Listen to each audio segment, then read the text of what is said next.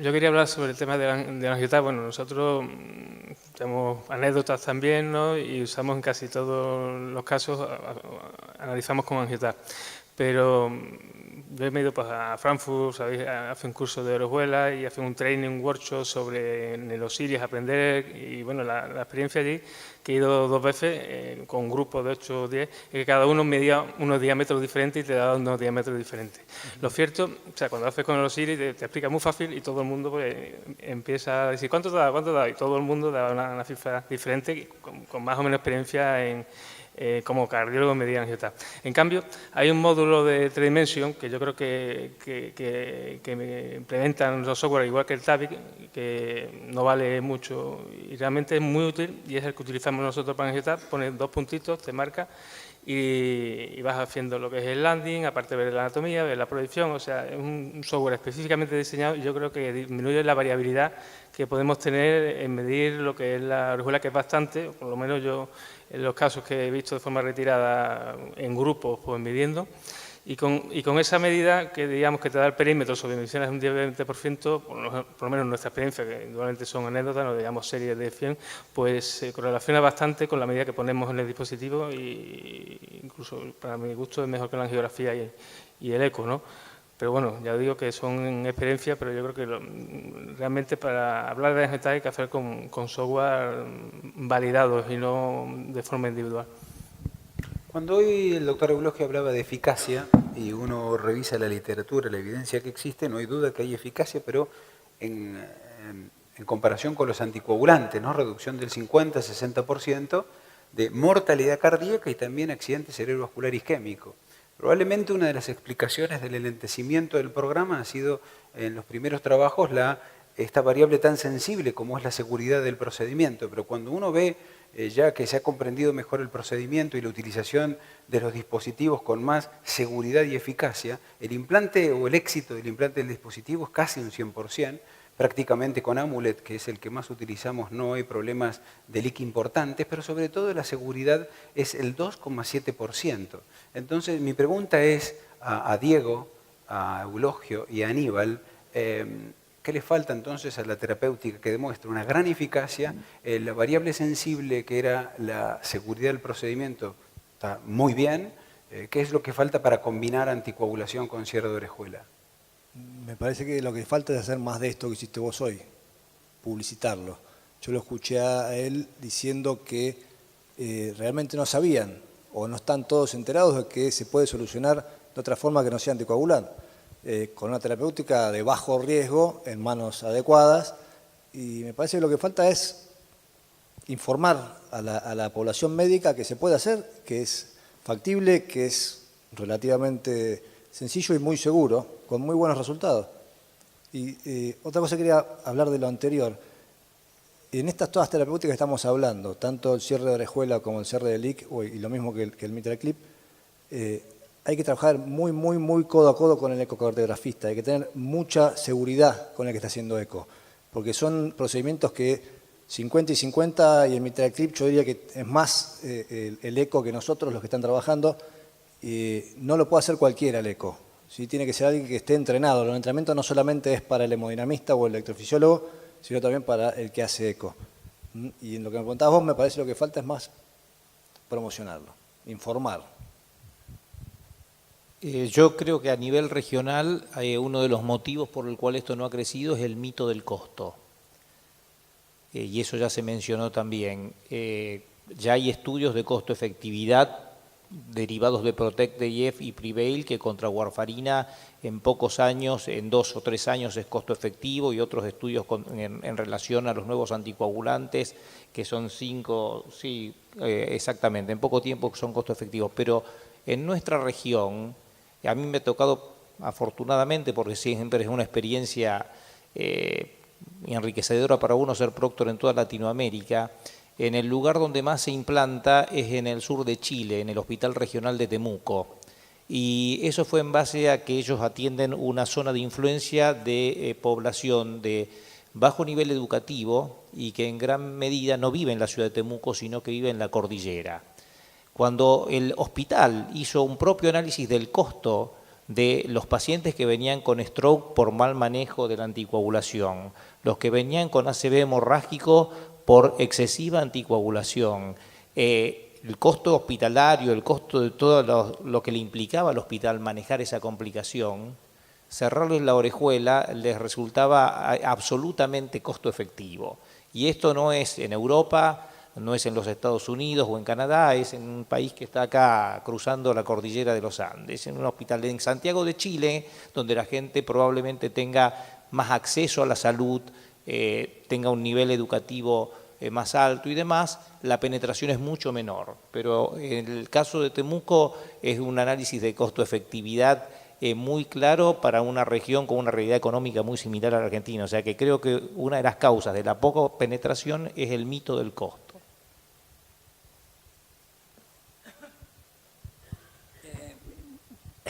La verdad es que es sorprendente porque el coste de un cierre de orejuela es muy pequeño en comparación con el análisis de los costes de un grupo de pacientes que tienen esto y están en tratamiento con nuevos anticoagulantes, sumando los que han tenido esto accidente cerebrovascular y lo que costa y las desgracias. O sea que el coste, yo creo que es que, por lo menos en España, todavía no son conscientes los cardiólogos clínicos, o les cuesta más porque los pacientes están más confortables con nuevos anticoagulantes y la verdad es que lo que hacen primero si sangran es reducir un poco la dosis, con lo cual no estoy muy seguro de que sea igualmente eficaz. Bueno, de hecho con algunos ya se ha demostrado que a baja dosis no lo son, ¿no?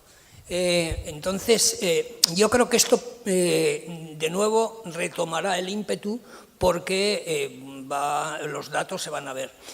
Y lo que yo creo que sería más interesante es ver qué es lo que ocurre cuando se hagan estudios en los que se pueda hacer tratamiento, digamos, conjunto de anticoagulación y cierre de orejuela, que probablemente en muchos de esos pacientes se pueda hacer y probablemente sea coste efectivo si tú eliminas cualquier posibilidad de... Luego, respecto a la seguridad, Alejandro, el problema es que, claro, estamos trabajando en... Primero, la seguridad también cada vez es mayor, sobre todo teniendo en cuenta, digamos, que cada vez hay menos... problemas serios durante el procedimiento. Pero se trabaja en un área del corazón que es bastante crítica. Y entonces, pues yo creo que esto no es un procedimiento que pueda hacer cualquiera sin entrenamiento, sino que debe haber buen entrenamiento y después los casos necesarios que se establezca o que en cada caso con proctorización para que el procedimiento sea seguro. En Estados Unidos ya se vio en los distintos estudios que cada vez había menos complicaciones con el mismo dispositivo. ¿Por qué? Porque los cardiólogos intervencionistas o electrofisiólogos, los que hicieron el procedimiento, habían aprendido. O sea, es que yo creo que con el PROTECT corrieron un riesgo muy alto ponerse a hacer cierres de orejuelas sin saber hacer transeptal. O sea que Perfecto. Sí, vamos a abrir el panel de preguntas. Guillermo, si querés iniciar vos y después seguimos con el resto de los panelistas. Sí, bueno, hola. No, quería saber cuál es la principal tasa de complicaciones que tienen en el procedimiento. Y no, me preguntaba esto de lo que se hablaba recién, ¿por qué tampoco se incorpora entonces en las guías de anticoagulación y manejo de fibrilación auricular como una indicación un poco más fuerte el cierre de la orejuela?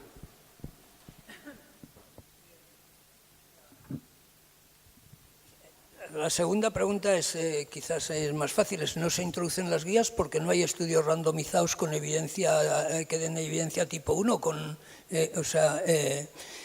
con recomendación tipo A, o sea, porque no hay estudios.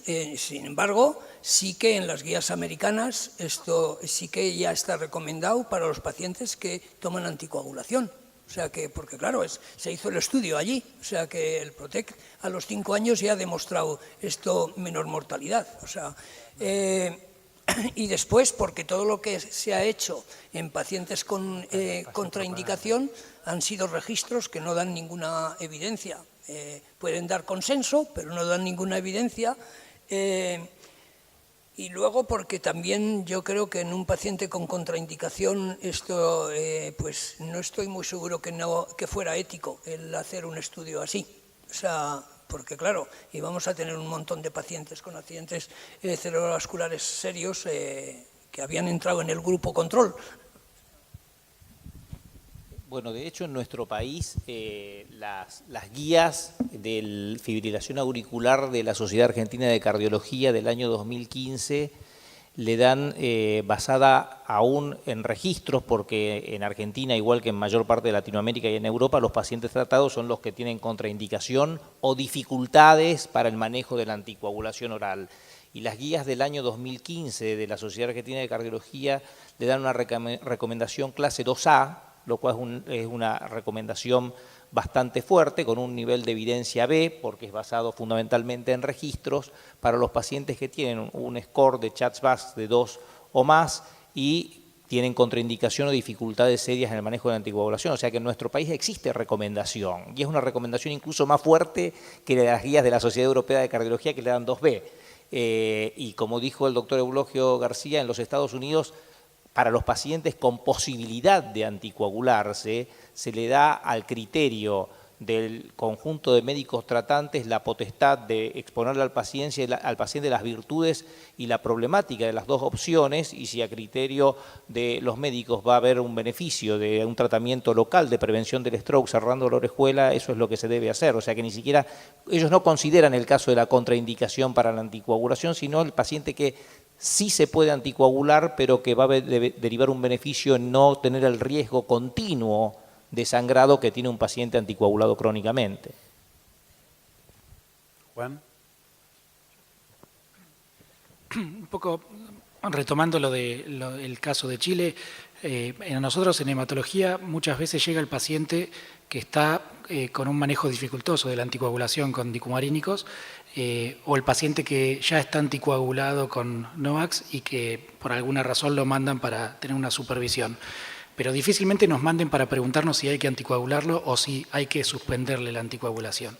Entonces, no ese es el paciente que nosotros vemos para decidir suspender, porque ya lo decidió alguien antes. Entonces, difícilmente pesquemos los pacientes que se beneficien de una exclusión. Pero sí, esos pacientes que tienen un manejo muy dificultoso, que muchas veces son añosos, esos sí los vemos nosotros. Y probablemente ahí haya un grupo grande de pacientes que nosotros podamos derivar a esta terapéutica que no fueron negados de la anticoagulación previamente a vernos, digamos. Aunque no tengan una contraindicación tan clara, pero que en el análisis general uno crea que se va a beneficiar más de esto. Haciendo analogía con un grupo de pacientes que no llega al hospital con facilidad. Y una pregunta es, si ustedes ven como un buen grupo de pacientes potencial a los que tienen un CHA2DS muy alto, que sabemos que aunque los anticoagulemos van a tener una alta tasa de ACV isquémico, digamos, y que pese a la anticoagulación el riesgo de stroke sigue siendo alto. Si ese subgrupo de pacientes no serían buenos candidatos y sin tanta discusión en base a la evidencia con respecto a los pacientes que tienen contraindicación absoluta y que no estaban en los trabajos, digamos, iniciales. Si se me permite tomarla, yo creo que ese paciente que tiene, de vuelta, aquí hay que buscar el espectro de posibilidades terapéuticas que más se adecúen a cada paciente. Como mencionó Alejandro, está está bien sabido por múltiples estudios con eco transesofágico, observaciones intraoperatorias, observaciones de necropsias, que en pacientes con fibrilación auricular no reumática el 90% de los trombos están en la orejuela auricular izquierda. Ahora hay otro 10% de eventos cardioembólicos que el paciente lo va a tener porque tiene una arteriopatía carotidia, porque tiene patología aterosclerótica del callado aórtico o embolia a partir de la aurícula izquierda, del ventrículo izquierdo, etcétera, etcétera.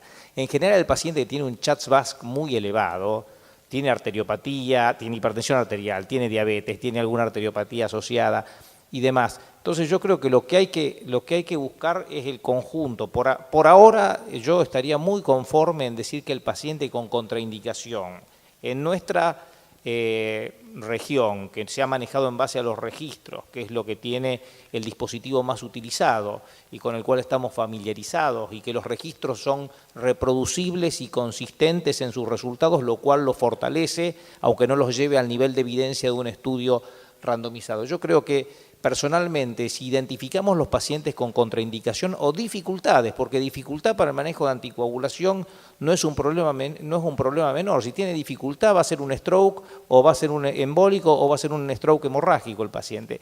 Entonces, si identificamos esos pacientes o los pacientes con altos riesgos de sangrado por otros motivos y tratamos a esos pacientes, ya estamos dando un paso muy importante, y obviamente que van a poder tener algún stroke por otra causa, porque si hace un stroke silviano o hace una embolia a partir de una ateromatosis aórtica, bueno, eso no lo va a estar obviamente el cierre de orejuela previniendo.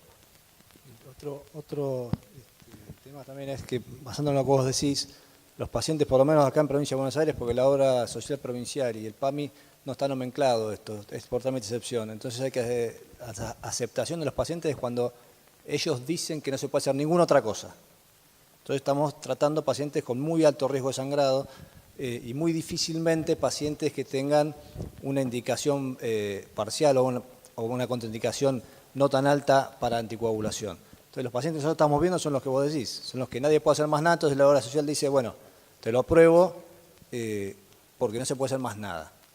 Pero lo que hay que, y lo estamos trabajando desde el CASI con la obra social de IOMA, es hacerlos entender que el costo-beneficio es mucho antes que eso. ¿Sí? Que al paciente se va a beneficiar clínicamente y la obra social se va a beneficiar económicamente si podemos ver pacientes que no estén en tan alto riesgo, que no se puede hacer más nada que ponerle un dispositivo de cierre de orejuela, porque si no va a tener una ACV. Vanessa primero. Vamos a una vez breves, así le damos. Dale. Una vez colocado o hecho el cierre de la orejuela, no sé si en su experiencia utilizan antiagregación combinada o anticoagulación a dosis bajas. Y otra cosa que les consulto también a los que tienen experiencia en este tratamiento es si han visto igual complicaciones cardioembólicas sin causas como enfermedad carotidia, digamos, por trombos que se han formado en la aurícula izquierda o derecha.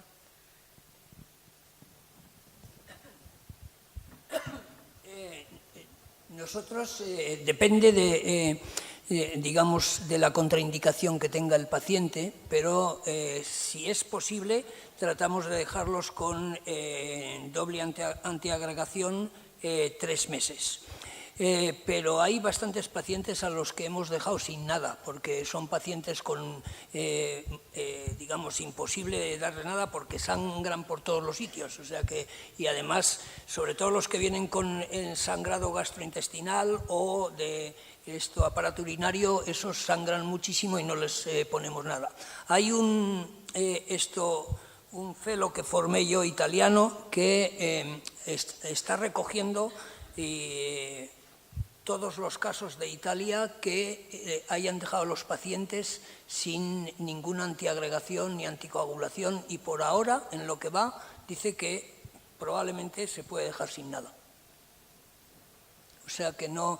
Y después yo, vamos, en mi experiencia, yo no he visto ningún paciente que haya tenido una CV isquémica, habiendo quedado la orejuela bien cerrada. Y por otra parte, sí que hubo dos pacientes en los que se nos formó un trombo en tornillo del dispositivo y con tratamiento con heparina de bajo peso molecular. Esto en 2 meses desapareció. Juan.